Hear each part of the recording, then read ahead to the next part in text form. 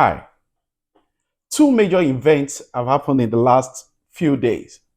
The first was the attack on the Anthropic AI coding tool known as Cloudflare, which led to over 80% of automated cyber attack across different systems. Earlier today as well, Cloudflare experienced a very significant surge on the traffic across their system, leading to several servers and services going down, including your ChatGPT, different applications, company operational software and tools. So many customers and clients and both government and individual and private sector were all impacted today. So how can we protect ourselves or mitigate at some level so that we can have some level of shield, a failover or a backup system, so that when we have this magnificent, huge downtime or attack on the bigger corporation handling our data, housing our data, or housing the automation of our processes, how can we mitigate this type of attack? Let me speak to you as an individual right now. No matter the tools that you use, the software that you use, that app, it could just be the note app. It could be your backup app that you write your journal on. It could be the software that you use for your calendar. It could be anything. Please rethink your backup systems such that when your primary system, the app, or that specific tool that you depend on, when it fails, I don't want you to ultimately stop, but rather you can change your gear and have a backup system such that you are still able to continue to perform your operation, although the level with which you're performing may be affected. This is what, in the generic sense, we factored in what we call the business continuity plan. But I'm just speaking to you right now, not like a tech guy, but just like a friend, someone that understands the technical operations and the technical meaning of some of the big words that we use out there. And I'm trying to break it down for you so that you can actually protect yourself in case we have any of this attack impacting the services that you use. As a small business owner, I know most of us are currently now using AI to improve on our efficiency, to improve on our productivity. But this is my advice for you.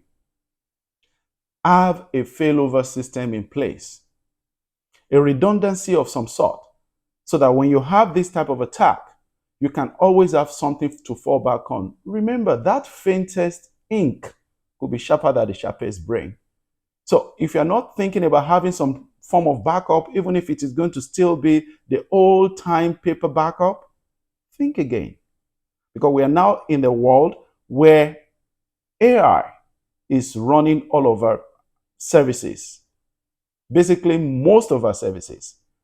And if you're not protected against this huge automated system, it's going to impact you financially and otherwise.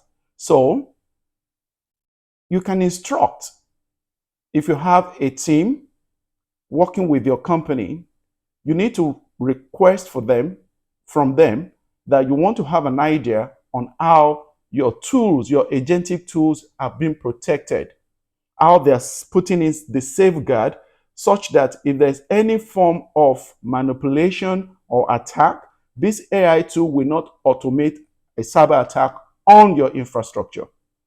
The first thing you need to know is you have to rethink the identity management system. How do you consider this tool? Do you just look at them like another character on your keyboard, or you consider them as an individual that is performing a task?